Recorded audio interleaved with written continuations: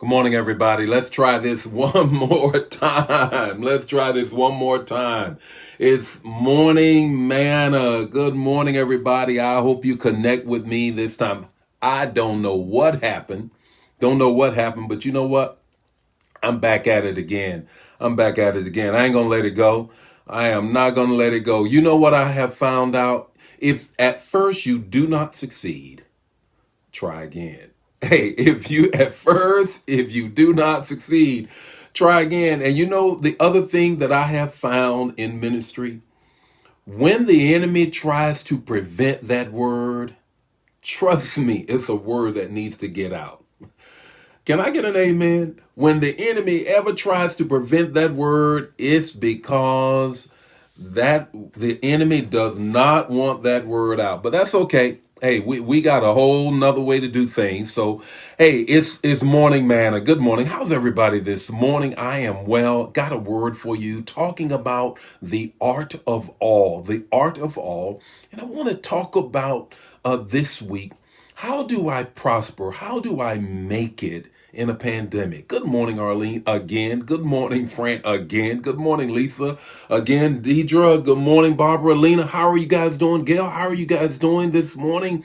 Hey, and I want to deal with, there's always the text to talk in the state takeaway. Good morning, my spiritual daughter, all the way out of state. Stephanie, how are you doing this morning? And how is it that I make it? Bishop, how do I make it in this moment in which things are so uncertain, which the future does not look clear, at least to me, not to God?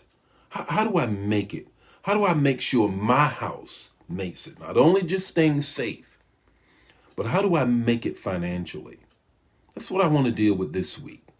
And I want to look at, as I said before I had the technical problems, the art of all. It's the text to talk, the takeaway.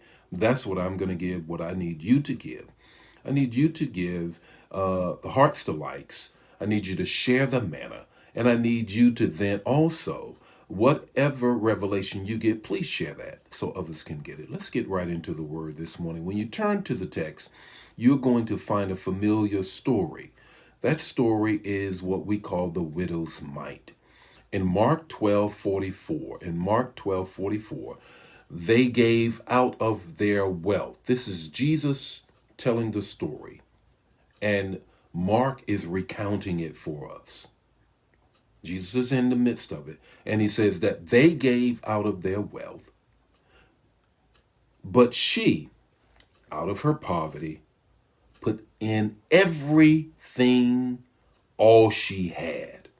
She put in everything, all she had. Let me give you the context of the text. During biblical times, they had on the side of the temple a treasury, and you would come and then give in that treasury. They would come and they would give in that treasury. You would drop whatever you had, and those who had a lot typically would do a great fanfare.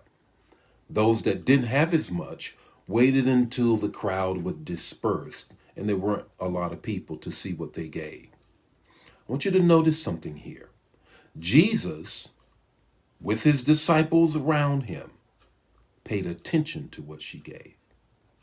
Now, why am I sharing this on this week and this morning about this whole temple piece, this temple treasury, in this time in which I'm saying, how do you prosper? On yesterday, we mentioned clearly that the first place that I need to make sure prosper, in addition to my home and my house, is God's house. So I asked you on yesterday, where do you go to church? What is supporting your soul? And where is that house of worship? Many of you put those in there, and I'm glad that you did. Now, I want you to look at something. Here's the latest data with respect to the pandemic that is impacting churches. The churches that have returned, only 6% of those churches that have returned to the same level that they were prior to the pandemic, with respect to attendance, with respect to ministry, with respect to giving, with respect to what they were trying to accomplish per the vision that God had given that house. All right. In addition to that, many churches, most are at 35%, according to the data, 35% of where they should be with respect to ministry, with respect to their attendance, with respect to their giving. So I want to encourage you, if you're talking about, hey, Bishop, I got to figure out how to make it in this moment. Seek ye first. And so here is this widow who comes up in this moment, a pandemic for her, no less than a famine for her. And what does she do? She gives her all. Now, frankly, I want to let you know something.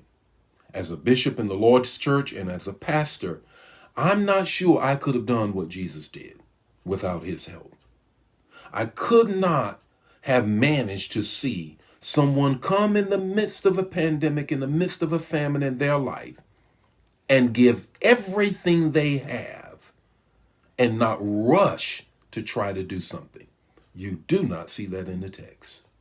What you do see are these three things that I want to share with you. What you see is the first thing is that Jesus is watching. He's watching. Now, there's a wonderful text that we always quote it. We know it by heart. If you're a tithe giver, you already know it. Will a man rob God? Well, what is the difference between robbing and stealing? When you steal, ain't nobody looking. When you rob, they're looking right at you. Jesus is looking at what we do in this moment that we find ourselves in. He's looking, he's paying attention. He's paying attention. Here's the second thing. The second thing is Jesus counted what she gave. My God, Jesus, come on. Again, I don't know that I do that. I don't know that I could manage that moment. At my church at New Life, the leaders are responsible, and I make sure that they are doing what they're supposed to do. But the congregation at large, I am not trying to look at what they gave. I don't. I'm sorry, I just don't. And I cannot bring myself to doing that thing, but Jesus does. Now, in the book of Acts, before Paul went to Cornelius' house, I'm going somewhere with this. Before he goes to Cornelius' house, an angel visits him, to Cornelius, a Greek, and he says to him, God has seen your alms to the poor. In other words, God is paying attention to what you're doing with respect to his ministry. Wow. And here is the text that's telling us the same thing. Jesus not only looks, he counts it. And now here is the third thing is he comments on it. He comments on it. He says to the disciples that have assembled with him, he says, look, she has given out of her poverty everything she has. But all the rest of these folk, they've given out of their wealth. They've given out of their wealth. So he sees it, he counts it, then he comments on it. Let me ask you the question. What is God seeing right now with respect to you supporting the house of God that is speaking into your life in this moment? What is Jesus commenting on how you are now in this moment? I want him to be able to say about me in this moment, God, I'm not going to let a thing drop. Not at all. Because I need you to take care of me. I need you to put a hedge of protection around me. I need you, Lord, to prosper me in this pandemic. Therefore, I'm not going to miss a beat. That's my testimony. What is yours? What's your takeaway this morning? What's your takeaway this morning? What I see in this text is a little long, but I want you to get it. What I see in this text is equal sacrifice is not always equal giving. She sacrifices more than anybody else, but she gives less than anybody else. Jesus is looking at the sacrifice. He's looking at the sacrifice. We want to look at the amount. Jesus is looking at the sacrifice. What sacrifices are you making? And the sacrifice is commensurate to what you have. The Lord be with you. May his face shine upon you, give you peace. Share this manna as we learn this week how to prosper in a pandemic. God bless you. See you tomorrow morning with more Morning Manna.